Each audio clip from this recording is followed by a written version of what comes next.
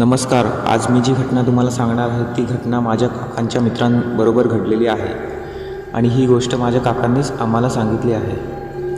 माझे काका पुण्याला राहायला होते तेव्हा त्यांचा अविनाश म्हणून एक मित्र होता. तेही काकांच्याच कंपनीत एकत्र काम करायचे. काकांची व त्यांची खूप चांगली मैत्री होती. त्यांची जॉब शिफ्ट डे व नाईट अशी असायची. एकदा त्यांची नाईट शिफ्ट चालू होती तेव्हा माझ्या काकांचे मित्र अविनाश यांना त्यांच्या घरून फोन आला की त्यांच्या वडिलांची तब्येत खूप बिघडली आहे व त्यांना लवकरात लवकर घरी बोलावले आहे.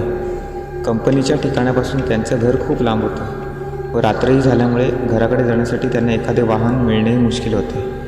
त्यांना खूप टेन्शन आले होते. त्यांना त्यांच्या वडिलांची खूप काळजी वाटू लागली.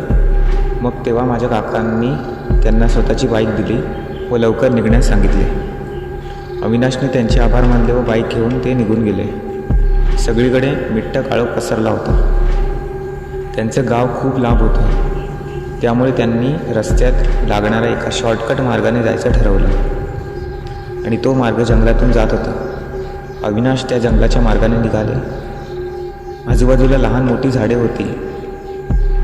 त्यात मिट्ट काळोख व सगळीकडे भयान शांतता पसरली होती. बाईकच्या समोरचा आवाज ती शांतता चिरत जात होती. त्याच्यानंतर बाईकचा हेडलाईटचा उजेड जो अंधार जमेल तेवढा बाजूला सारत पुढे जात होता. अविनाश काका वेगात बाईक चालवण्याचा प्रयत्न करत होते की तोच अचानक बाईक बंद पडली. हेडलाईट बंद झाल्यामुळे चारही बाजूंनी काळोख भरपूर होता आणि त्या काळोखाने त्यांना घेरला. जंगलात असल्याने त्यांना आणखीनच भीती वाटू लागली होती. तरीही मनाचा हिय्या करून त्यांनी बाईक थोडी अंतर पुढे चालवत आणली. तोच त्यांना दूरवर किंचित उजेड दिसू लागला.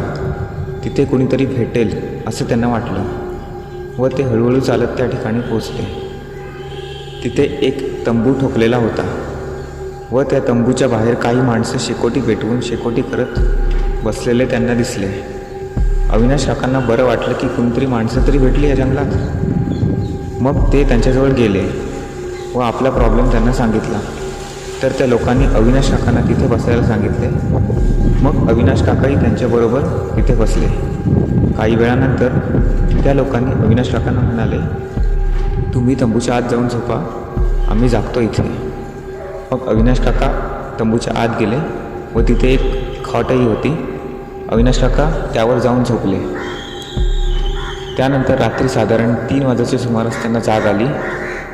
बाहेर त्यांना त्या लोकांचा मोठमोठ्याने हसण्याचा आवाज येत होता. ते मोठमोठ्याने काहीतरी बोलत होते. एवढ्या रात्री ते लोक एवढ्या मोठमोठ्याने का हसतायत हे पाहण्यासाठी अविनाश काकांनी हळूच तंबूचा पडदा किंचित बाजूला सारला. तर ते लोक शांत बसलेले होते. कोणीच कोणाशी बोलत नव्हते. पण ते लोक मात्र त्यांचे पाय त्या शेकोटीत ठेवून बसले होते. ते दृश्य पाहून अविनाश काका खूप घाबरले. त्यांना भरभरून घाम सुटला व ते थरथर कापू लागले. तिथून निघून जाण्यासाठी ते मार्ग शोधू लागले. इतक्यात त्यांना मागून एक आवाज आला व त्यांनी मागे वळून पाहिलं तर मागे त्या खाटेवर एक विचित्र म्हातारी बाई बसलेली होती व तिने तिचं मुंडकं स्वतःच्या मांडीवर ठेवलं होतं. ते मुंडकं जळालेलं होतं. तरी ते अविनाश काकांकडे पाहून हसत होती. तो सगळा प्रकार पाहून भीतीने अविनाश काकांना भोवळ आली व ते तिथेच बेशुद्ध पडले.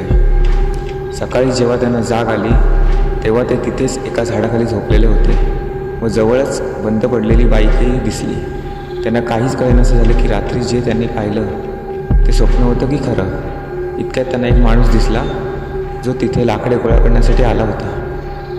मग अविनाश काका त्यांच्याजवळ गेले व त्याला रात्रीचा सगळा प्रकार एका दमात सांगून टाकला. मग तो माणूस म्हणाला की फार पूर्वी या ठिकाणी एका भटक्या जमातीच्या लोकांचा तंबू जळून खाक झाला होता व त्यात त्या तंबूतील सर्व माणसांचाही जळून मृत्यू झाला होता आणि हे फक्त त्यांच्याच बाबतीत नाही तर रात्रीच्या वेळी चुकून इथून जाणाऱ्यांना अनेकांना हा भयानक अनुभव आलेला होता. मग अविनाश काकांनी त्यांना ती बंद पडलेली बाईक दाखवली.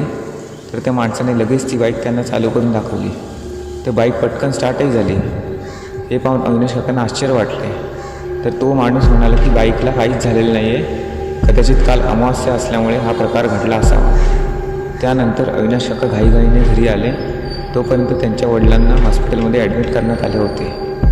पण अविनाश काकांना मात्र सणकून ताप भरला होता. तेव्हापासून त्यांनी मनाशी पक्क केलं की काही झालं तरी पुन्हा कधीच चुकूनही जंगलाच्या वाटेने जायचं नाही. धन्यवाद.